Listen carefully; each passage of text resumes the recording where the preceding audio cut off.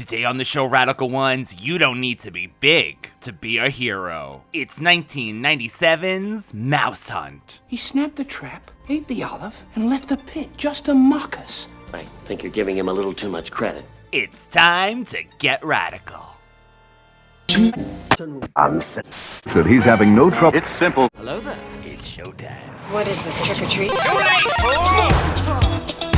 do that? Good morning, Charlie. Sailor Moon, the champion of justice. Deal with it. Daddy would have gotten us Uzis. The power is yours. Get down, honey, get down. And look, I won't go far, okay? If the apocalypse comes, Hold your fire. I'm a human. Grace Jones. Thunder, thunder, thunder, thundercats. Power of 3 will set us free. Power of 3 will set us free. Power of 3 will set us free. But I ain't one to gossip, so if anyone asks you ain't heard it from me. No, you have? No more room in hell. The dead walk here. Dooby-doo.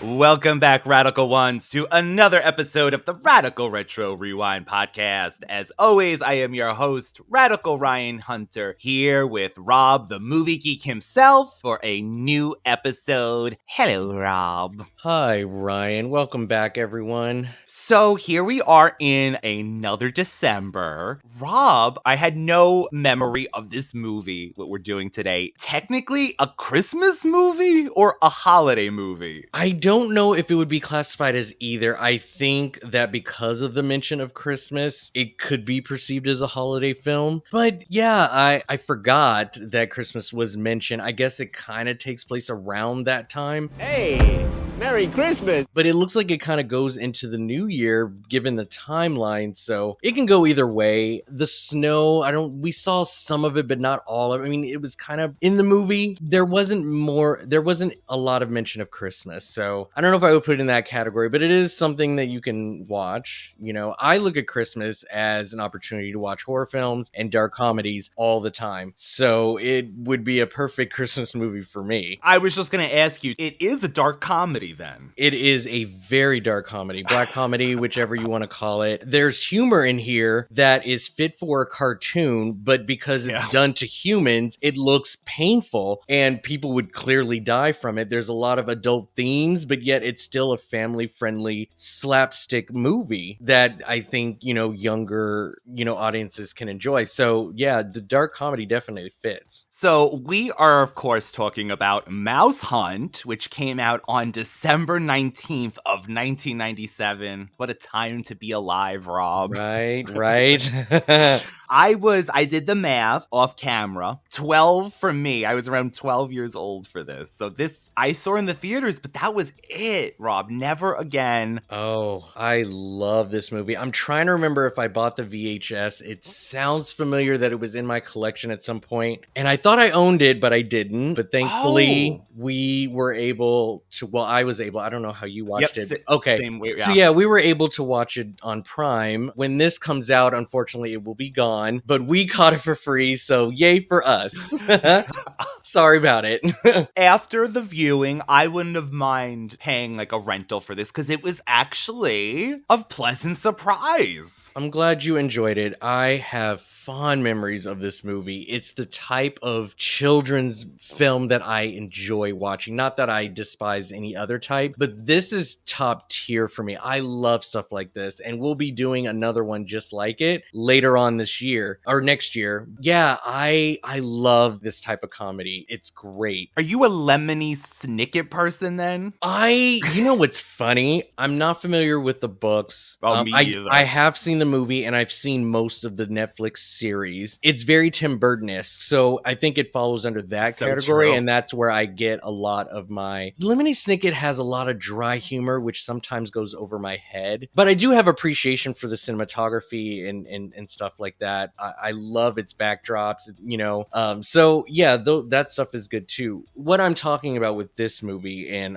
this will also kind of come in when we get to the recommendations as well. This follows under, do you know what a Rube Goldberg machine is? No idea. You'll know it when I describe it to you, but Okay. this is what it's known for. So it's a complex contraption designed to complete a simple task. So just think about when Pee-wee Herman's Big Adventure. Remember that machine to make his breakfast? Yes, okay. Yes. That is a Rube Goldberg machine. It's just a contraption. Yeah, like that makes sense. It does something to do something else, and then it just does this thing. So it's a machine. It's to set tasks that work in succession and triggers one event after the other. So you've seen them all around. This is technically, dare I say, mouse trap the game?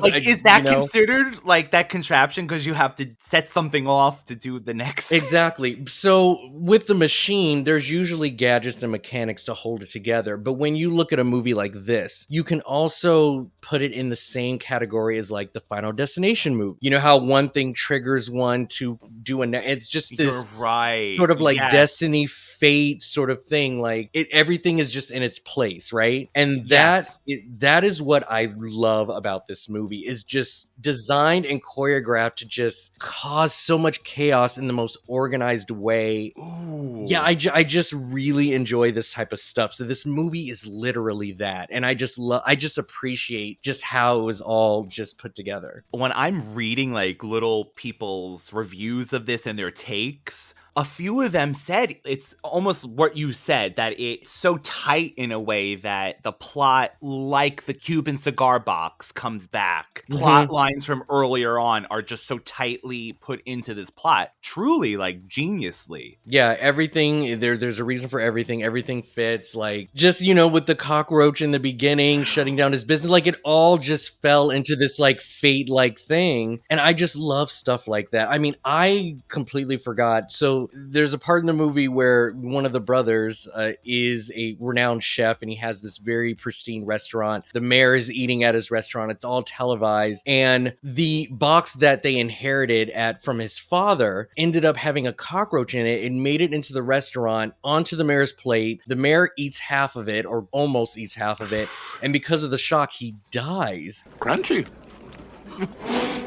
Of the almonds. And this is a children's movie. Yeah, exactly. That's why I was kind of like, oh, wow. This is like a really dark kids movie. But those twins were just, twins menacing. Of the mayor. Crazy very menacing. So I'll go on record and say, even rewatching it, I was reminded as to why it's one of my favorites. I think it's a wonderful film. It's so funny. The simplistic storyline of just catching a little mouse turned into this 90-minute movie of some of the best slapstick in the game. I just love the fact that it's a black comedy. It's just, this movie would never be made today. I don't think audience would even have the attention span in a way for it, because it's different. Lars, give me a hand with this. The Smuntz brothers have inherited their father's old house. Sorry, Pop. I'm sorry. Fixing it up could bring them a fortune. We can make $700,000-800,000 easy. Smart. Our future is staring us in the face, and all we have to do is grab it, baste it, and scarf it down. There's just one small problem. Hello. Hello.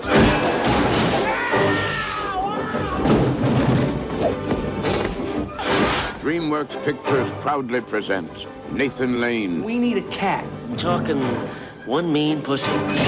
Lee Evans. And Christopher Walken as Caesar the Exterminator. It's just a mouse.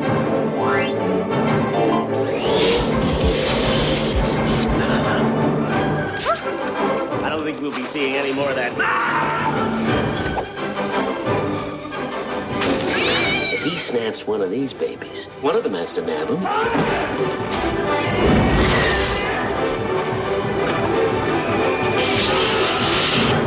Mouse Hunt.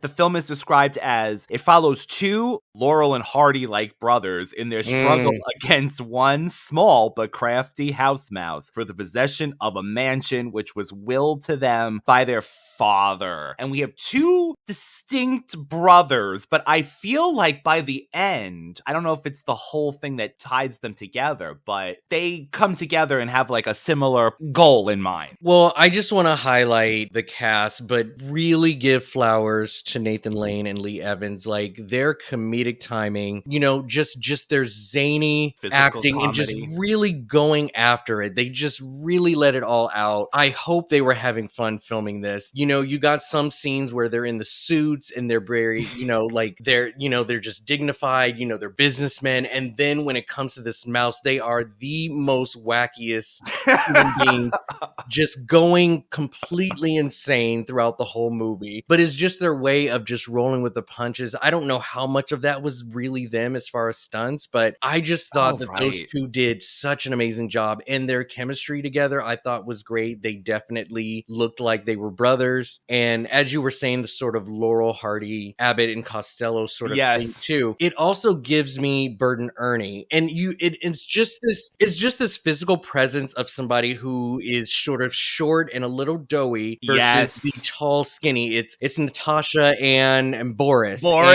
And you know that sort of thing. Morticia and Gomez, all of that, it just fits that style. And I just think the casting of that, and hopefully it was intentional. I just love how it all fits. I really appreciate them. They really held this movie. Nathan Lane is just a gem. Yeah, I just thought it was fantastic. So I really like them. What a legacy.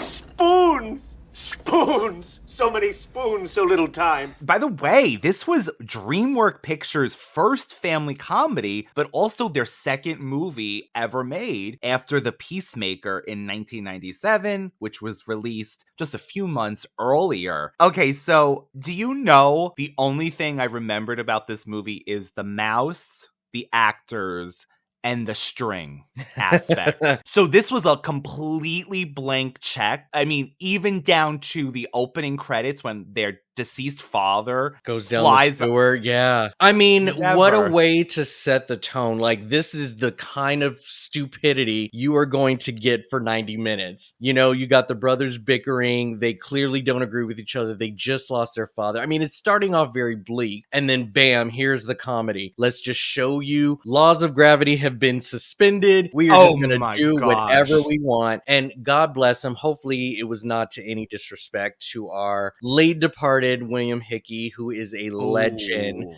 I want you to have something, my most prized possession. Oh, it's a piece of string. Not just any string. The string. I found it my first day in America.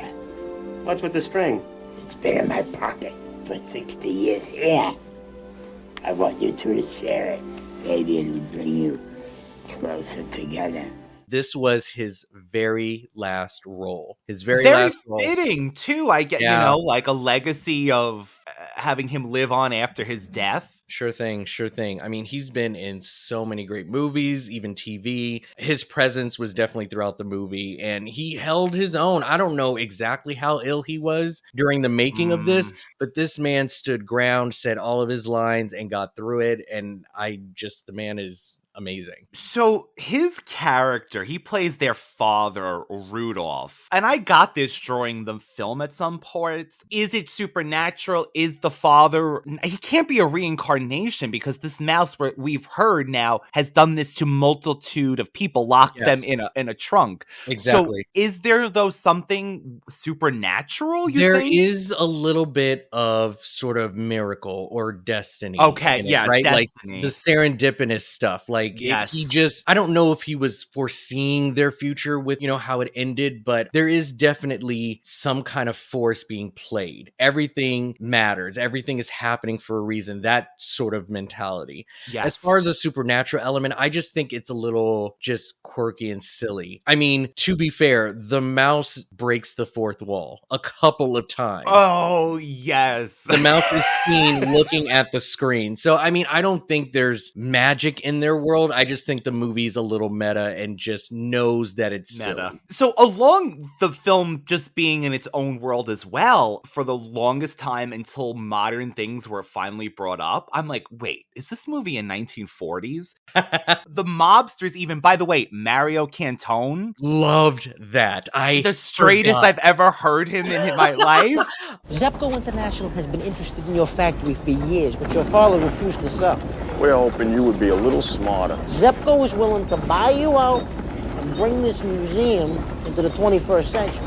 Of course, we would keep you on as a string consultant with a huge salary and a hefty pension. I completely forgot he was in this movie. That was amazing. Mario Cantone, mostly, well, I shouldn't say mostly, but he is a very renowned comedian, but you would probably see him to be associated with Sex and the City. That's where I know him from. And yeah, I can't believe he was in this. That was funny. Again, another short to tall ratio buddy pairing, him and his partner. Exactly. But just the style of everything. And it gives this movie its own flair because it looks like the 40s, but it's not. Or it's the 50s, but it's not. I do love the choice with that. Yes, I was gonna bring that up. You know, the movie, came out in 97, but yet this old style look and just its old fashioned way of like the economy and, just making money, making a name for yourself. All of it was very old school. We didn't have cell phones in this movie. None of that was really present. It was sort of like a mixture, but I think the design and again, cinematography, just the way that it was, presented, I think deserves sort of that old fashioned look. I mean, just the string factory alone being the its string factory center, is, I don't know. I just thought that was a really nice touch to add to this. I leave you not just a model factory, but something infinitely more valuable. The future of string itself. There's a switch in this movie. Midway, would you say, into the movie? I mean, it's after it's established that the brothers, the factory is broken. Now they've inherited this house. All of a sudden, we get that fourth wall breaking or not, but whatever, like that zoom in of not only does this mouse live here, he's got his own house. He has a beautiful I'm assuming a postcard wall, a bed. That's where I feel like the children's element, like children would be like, yes, at this part. I noticed the mouse was given, human-like features, emotion. There was definitely an underdog story. We didn't get any backstory, but it was clear that the mouse also had aspirations, and dreams of his own. He's looking at a poster of Hawaii and sort of dreams of going there or just something tropical. Like he, like the mouse also has, like thoughts beyond this house too. And so as I was watching it as well, I couldn't really figure out who was the hero and who was the villain of this story, because just the locking of people in chests in the attic is very dark. I don't know. I mean, the mouse definitely was just trying to live, right? Right. But at the same time, it's like you are strategic. I mean, this mouse was clearly intelligent beyond, comprehension of how animals usually think and operate. Like there was purpose. And so I didn't know who I was supposed to be rooting for, because even though these two brothers wanted to kill a mouse, I'm sure everyone doesn't want mice around them. And they were just down on their luck. They lost everything. They weren't horrible people. They just, so it was really hard to know like who is supposed to be winning here. And while it all worked out, I just didn't know who the villain was, We finally found our friend's home. Well, I bought a little present for you, buddy. So I had that same struggle because, in the beginning, Nathan Lane's character is played as the more, serious, the one that, yes, exact, cynical, perfect word. And Lee Evans' character has this more, we got to stay together. But then there is this switch that they get almost like they're so gleefully, they want to kill this mouse so badly. So you do have that struggle. But to me, I'll say the redeeming thing is they didn't have the heart to kill the mouse themselves. Although normally if you mail a mouse in a box, and then ship it back and forth, probably wouldn't survive. But I immediately when he's like, I can't kill the mouse, but then he's like, oh, did I forget to poke holes in the box? And he's laughing so menacing. Oh, I forgot to put holes in the box. Well, okay, so, I shouldn't say this is the elephant in the room, but let's just really break this down. Is this mouse really a big deal? No. In just the grand scheme of things of this, is it? But, you have to think, why are we all scared of mice if we see them in our home? Now, for me, I just have this fear they're going to enter my holes on my body. Yes, yeah. They don't, mice don't give a shit, but it's just the idea that they do carry around parasites and diseases and things. We don't want to be near them. I mean, I don't think by the physical touch, bam, that's it. But at the same time, it's we're not meant to cohabitate if they're from the streets, And so what are you supposed to do? But it was just this overall mission to just kill this mouse instead of getting rid of it. But don't you love the fact that the mouse would easily go outside casually and be like, I'll gladly get back in the house. I'm not even worried about it. Exactly. There were personality. so many moments where the mouse actually made it out of the house, but yet it had to die because there was no way there was going to be any cohabitation. You can't help but just want to get rid of it. Nobody's going to buy property if it's infested. Before they fixed that house up, that was to me the least of their issues, because I guarantee you in real life that would have roaches, that would have spiders, every horrible thing. And much like the movie we did in the summer with the Momoya house, where you just go on these sheets and these beds that have been, in goodness knows alone, probably what you could have gotten from the mold and the sheets and all that stuff. The mouse was the least of it, but you're right. But they got so many outs too at some points that is it become greed because they wanted to, honestly, who else would, make more money on the house? But there was one point where they could have gotten this out before they even fixed it up, I feel like, right? Mm-hmm. And they found out it was a LaRue house. Yeah. Thanks to the mouse. It's just a mouse. What? It's just a mouse. Never mind. Hey, there's some posters up here. Oh, stand still. Which again, it's like that divine, like you were saying earlier, or it's just meant to be, this has to happen for this to this to this. They had the out there. He was willing to give them $10 million right then, don't worry about it. Although to me, he had the best line of the movie with the shoes. This wrong. Oh, my favorite. Yeah. These shoes, LaRue? No, but I'm sure he'd love them. That loved them, yeah. Made me laugh. I rewound it twice. I'll get to the point. LaRue, I have his books, I have his letters. Do you see these shoes? LaRue's? No, but I'm sure he would have loved them. It was the adult humor for me. When they were describing what kind of cat they wanted.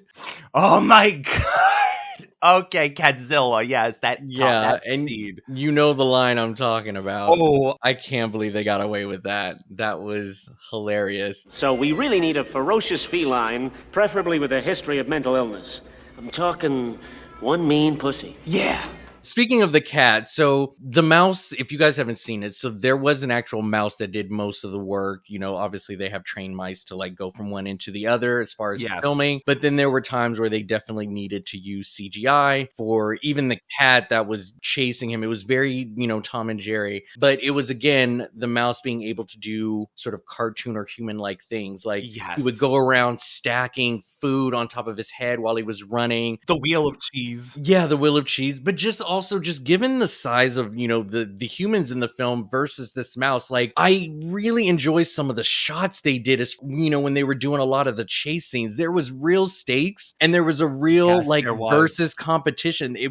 Anytime they would go to somebody else and be like, don't underestimate this mouse. He is vicious. And it lived up to that. But of course, it's all tied down to how bumbling these two are together, right? If they were just a little bit more coordinated, coordinated, they would have gotten that mouse out of there. Like, but it was the fact that they kept hitting themselves, very Three Stooges like. That's where the fun starts, and I love that about the movie. Like you said, don't underestimate the mouse. One of them was Caesar the Exterminator, which was Christopher Walken, and the fact that he just knew mouse.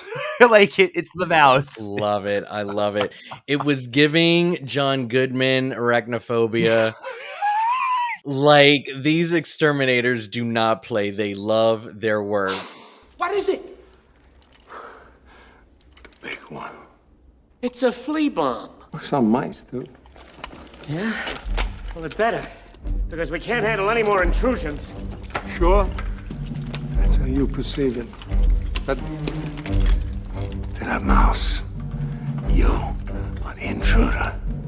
To see him with just like this black hair too, just looking so young. Can you believe? And I just love actors who are like known for their seriousness and clearly Oscar-worthy performances, but then they can like just chill for a second and play an exterminator in a children's film. Exactly. I love that crap so much. I love Walken for being able to do that. I just thought it was fun. And it was memorable. I mean, it's a small little thing. I mean, his mobile, his driving car alone was very memorable. I don't want to forget to not mention him. Michael Jeter. Of course, he was in Jurassic Park 3, but let's not forget that he was Sister in Act Sister Act 2. Exactly. He is so Sister Act 2. I was going to say, this is Sister Act. This is Father Ignatius. I think so, yeah. I forgot he was in Jurassic Park 3, and I'm like, wait, he's also in Jurassic Park 3 with the guy with the gun, the plane. Anyway, had to mention him in this movie. Yeah, R.I.P. to you too, buddy. Yeah, he's great. He's great. Great actor. Did you love the body that Lee Evans was giving, Rob? Oh, yes. In fact, like Lee Evans... Lee Evans he's a good looking man. Yes, but he was definitely serving he was looking very fit, in my opinion. 12-year-old Ryan, for some reason, did not remember that, but... No, I was living for that. And again, to Lee Evans, like, comedic genius, do you remember that he was in There's Something About Mary? He was in that movie. He was the guy with cerebral palsy, and he was just... Yeah, he was trying to get, her affections as well, but he had those... And just the way he was working with the crutches and stuff, that's all Lee Evans, man. He is so good. Underrated, then. Or unless... Was he involved in any of the Monty Python movies? Was he ever associated with that? He should have been. I feel like he would fit in with that group so perfectly, but he's great. But yeah, he looked pretty good. I'm not gonna lie. He does an American accent, and he sounds pretty... I'm assuming this is supposed to be New York. I know, yeah, it kind of looks like New York, right? Something Boston, something like that. Yeah, it's like that generic city, metropolis. Would you look at that? Sleeping on the street. Pitiful. If I had a house, I'd sleep in it. Ernie, do you remember how close we were as kids? No. Hey, Merry Christmas. So that Catzilla scene, never want to go to this pound, radical ones. They were gassing the cats. They were tasing them. But this cat didn't come out of a box for I forgot how long. And... great scenes too with this cat. That had to have been a puppet, right? At some parts. Yeah. There's actually some behind the scenes stuff that you can watch on YouTube that kind of shows the mechanics and everything about the cat. It was really great. If I'm not mistaken, the guy who was running the city pound, he is the voice of Ed on Lion King. So there's that like reunion reference there too. Lion King reunion in a way with Nathan I could be Lane wrong. well. From what I remember, because for a long time I thought he was Pumbaa, but that's not him. I think he played Ed. So I was like, oh, and did you catch the Lion King reference? When I was watching it, I said, is that Lion King? But I don't remember what the hell it was about, though. So it was towards the auction. Oh no, Pumbaa the warthog. Yeah, he did play him. Yeah, nice. Okay, that's what I thought. So yeah, Timon and Pumbaa kind of had a smart. But yeah, towards the auction, he's greeting the guests, and Nathan Lane says Hakuna frittata to one of the guests. Yes, that's what it was. Yes.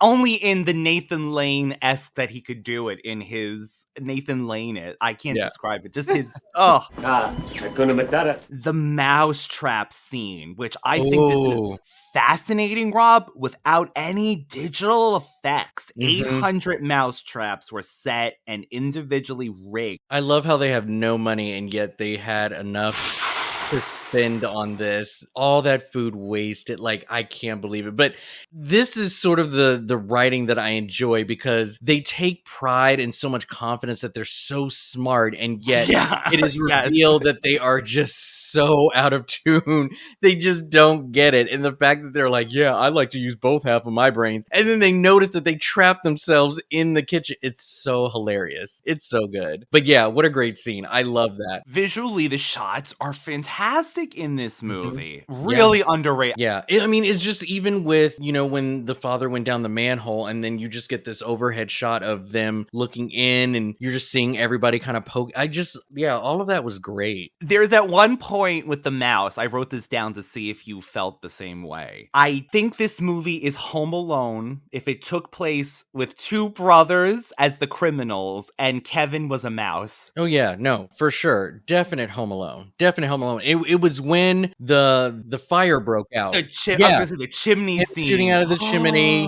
him getting shot into the glass, display, and they're both just mumbling to each other like, we've been through hell, our bodies are broken, like it's all, that was the Home Alone moment right there. I'm so glad I wasn't losing my mind, because even the chimney when he's crawling up Nathan Lane, it sounded like the music was Home Alone inspired too, and I was just like, this is amazing. So good.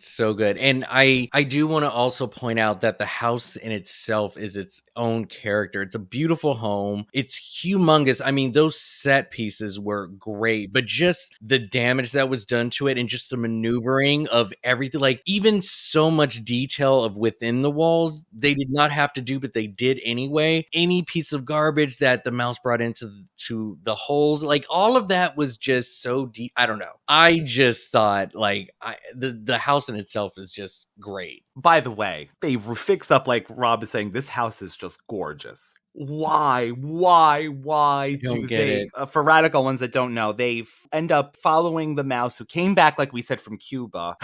Built in 1876, the last LaRue known in existence. Did you see him? Yes, I thought so. Hey, the string. What? The string. Pop's lucky string. The son of a bitch ate it. Why didn't you tell me you saw him? I didn't believe this. I told you should have waited. I'm sorry. And they end up trying to flush the mouse out of the house. Oh my God, I don't get it. They had it, 22 million. God. And they just could not leave the mouse alone. When you get the check, they are not getting a refund for finding a mouse in the house. Like, exactly. Just let it go. Bye. But again, I feel that it was just serendipitous because the father wanted them to be in the factory together. Yes. It just felt like it was all meant to just go back. But man, just that part alone, because they almost had it. They almost pulled it off. But what a scene, though, to have that monsoon come out. It just, everything about it was just so clever. And the people at the auction and the water flooding everything. Visuals fantastic. So what do you think about a movie like this? Do you think that kids should watch it? I mean, what kind of parent are we talking about? Is there somebody out there that you think would find this inappropriate? I mean, even with the wife in the lingerie, like, do you think this movie do you think this movie goes too far? I mean, this movie's PG. So do you think there are people out there that would find this inappropriate, or do you think kids can actually watch this, or would they want to watch something like this? I would love to say, in our retro world, kids would really like this, but I think it's only when the mouse is introduced, because honestly, I feel like this gritty 40s looking New York in the beginning and the rain I feel like that's our generation. And now they have like unicorns and rainbows in the sky. Like, I don't know, but there is those parents, right, that show their kids. This might have been their favorite movie and show that if you grew up on this, I think you could get anything out of it. But honestly, Rob, I don't know. Like the average kid, Yeah. Yeah, I'm not sure. I mean, I was 15, 16 when I watched this, but I like being entertained by stuff like this, so it doesn't matter to me. It did the job for me, but as far as anyone younger, I wonder if this would be something that would appeal to them. I mean, I, as my 13 in the movie theaters, I never sought it out again, but could that just have been at the time and there was so much other things happening? Because I would have liked to have watched this growing up probably more again. I think it's also interesting too. I could have done more research on this. There was this phase in the 90s where we incorporated animals in all of our movies, right? Like we wanted to see them at the center of whatever was going on, whether it's whales or gorillas or monkeys or, dogs, birds. Like they always took center stage in the 90s. And we wanted that kind of stuff. Like that was the time where it was just like, we want animals in our movies. We want them to we want them embedded into human drama and and so that was always going to be a part of the story. And just having a real mouse to be like, it's just hilarious. I mean, that was the time. So I don't know, we had our Dr. Doolittles in the 2000s, or was that 90s? That was 90s. Congo, Stuart Little, Mighty Joe Young, all of that stuff. Mighty Joe, everything. You're right. Yeah. The animals. Tarzan, the cartoon. But I don't know if we could be in that era anymore to where animals would be taken seriously in a film like this. I mean, if it's not Binks, they don't want to hear about it. But the mouse as an animal person who could go, oh, over like the ugliest creature, people would say, this mouse won me over.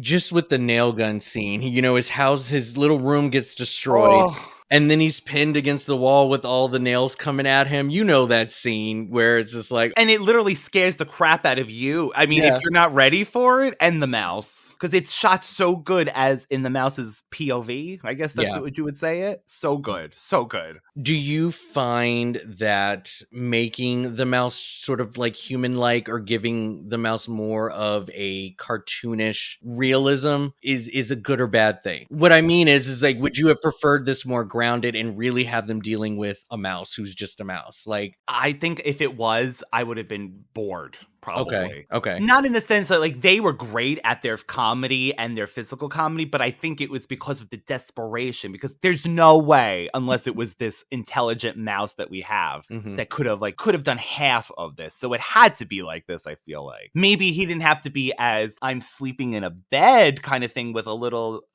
sheet and a mattress, but I think you had to have some kind of level of this mouse being somewhat smarter than the average rat. Yeah. Bob's lucky string. I guess we got him. Yeah, I guess we did.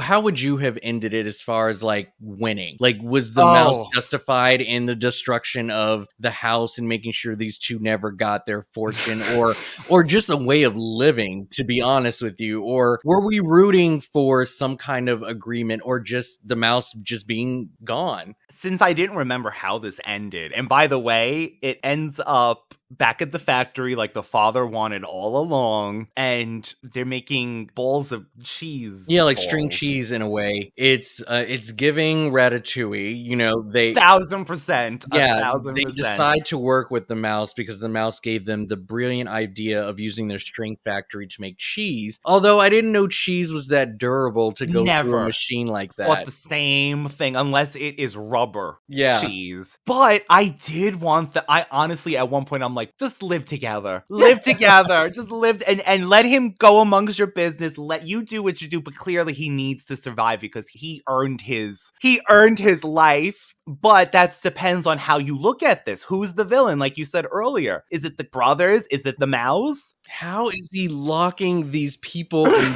chests in the attic? That is just so diabolical. It just gives me chills that he took this exterminator from outside and then made it so he was in a chest. Like, that is creepy. How is he doing this? And now he's working at a restaurant. He's going to serve people with food now. Can you imagine the poison he could kill these people? But I mean, what a testament to that time too, you know, just like with union and, you know, workers being underpaid, you know, strikes and all of that and just trying to make a buck, you know, like if you didn't have the money, you weren't a man, and all of these things kept coming into play. And also the story behind just the two of them just not being a family anymore was another subplot of the movie. Just these two could not get along, but it was also the fact that Nathan Lane, you know, just became bougie as a kid and just wanted better things in life. And, you know, capers. Yeah, so there was that little tie-in too.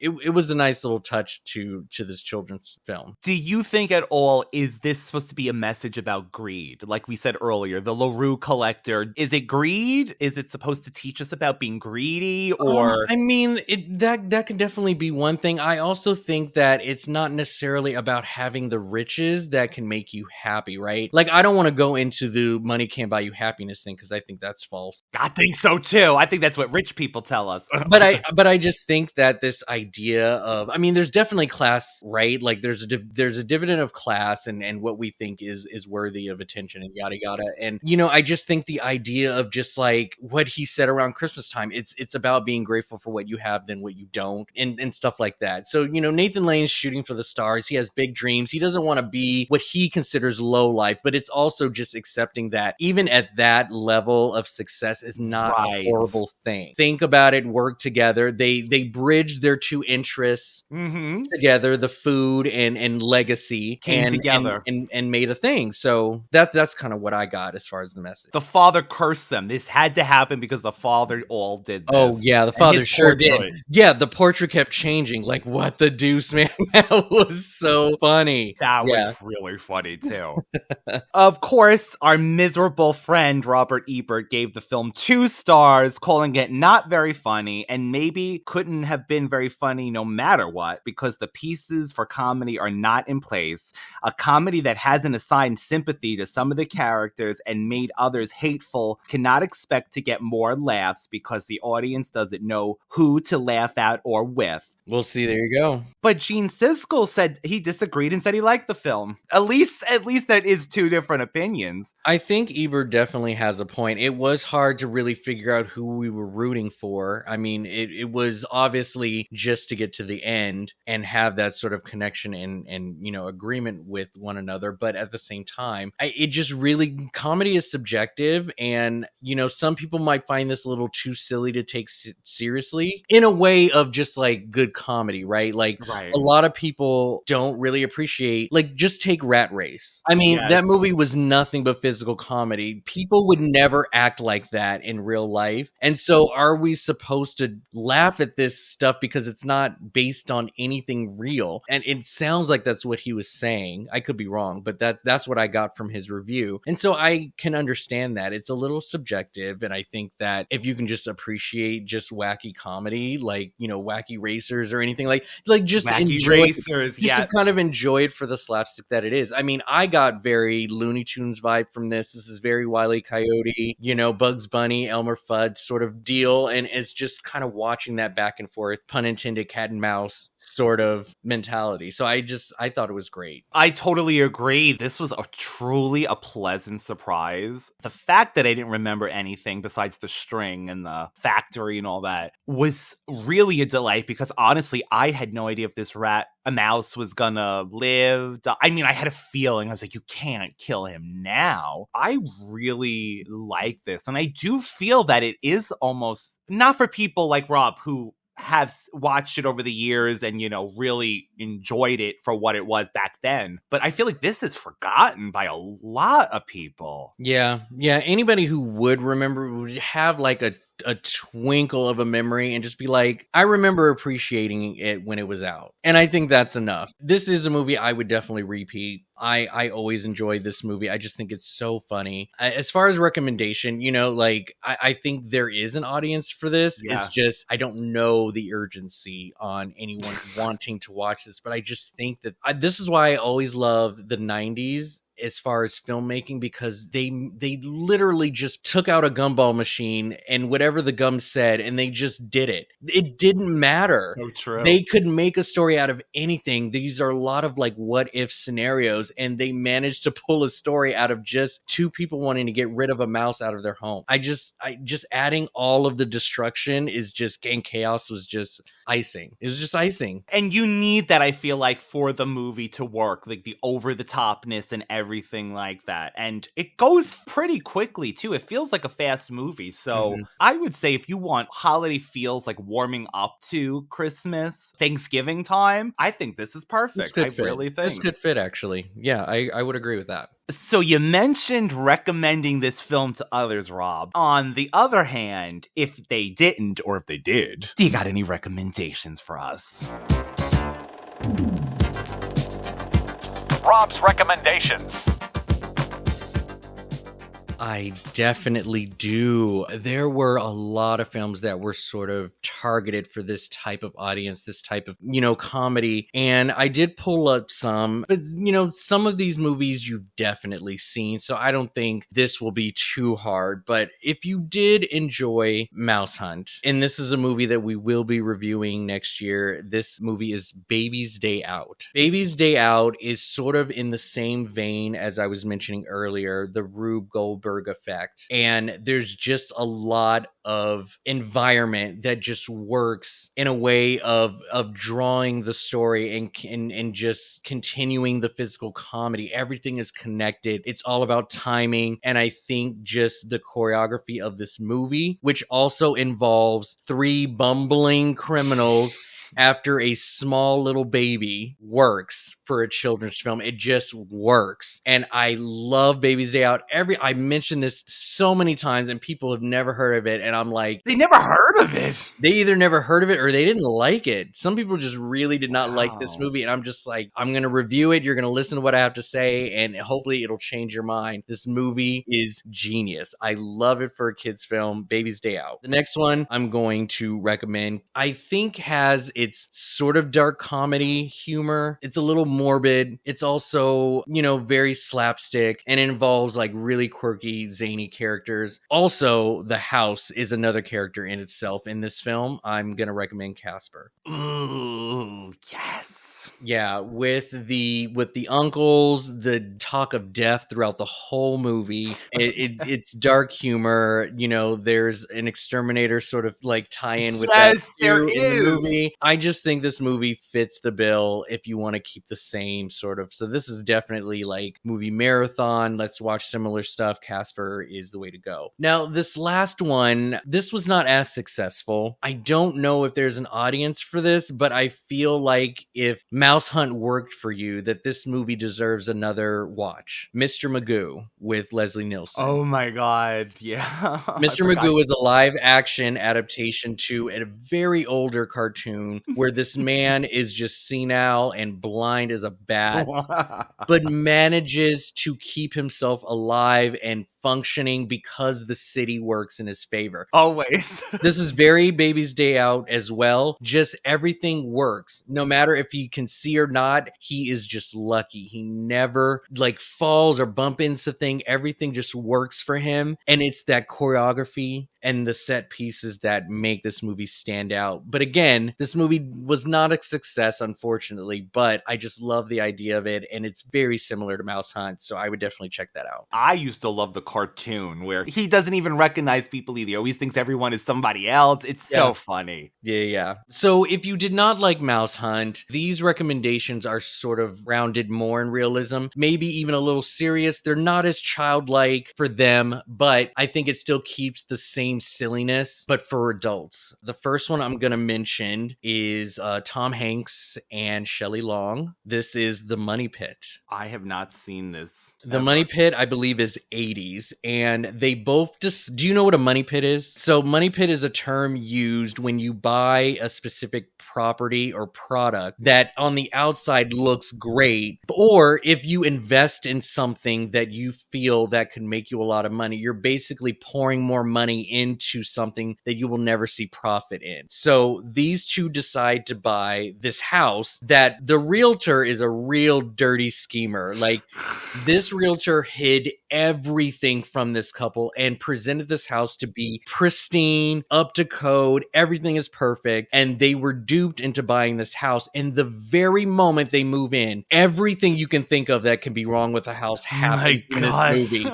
And this house takes on a life of its own. Everything that they try and do to make it hospitable breaks down on them, changes. Any attempts to fix it gets even worse. That's what a money pit, you're just throwing money in a pit and you'll never see it again. And that's what this movie is. And so it's a physical comedy, and these two are a couple who bought a house that clearly is just broke. Did you look up the poster? I just looked up the poster. Yeah. I love it. This would be a good movie to review on your show. I think people would appreciate it. It's very Burbs in a way too, and the way the house was getting destroyed throughout the movie, this movie fits. The next film I'm going to recommend, if you did not like Mouse Hunt, I would suggest watching See No Evil, Hear No Evil. This is a buddy comedy slapstick movie starring Richard Pryor and Gene Wilder, who, like Laurel and Holly, Abbott Costello, Lee Evans, and Nathan Lane, this is the duo of the 80s. These two worked so well together and have so many films under their belt. But in this particular movie, these two happen to witness a murder. And so they're sort of on the run. But at the same time, the cops think that they did it. What makes this even more wackier is the fact that Richard Pryor is blind and Gene Wilder is deaf. But they manage to use their other senses and work together in order to stay alive. And just some of the hijinks that these two get into because one can't see and one can't hear.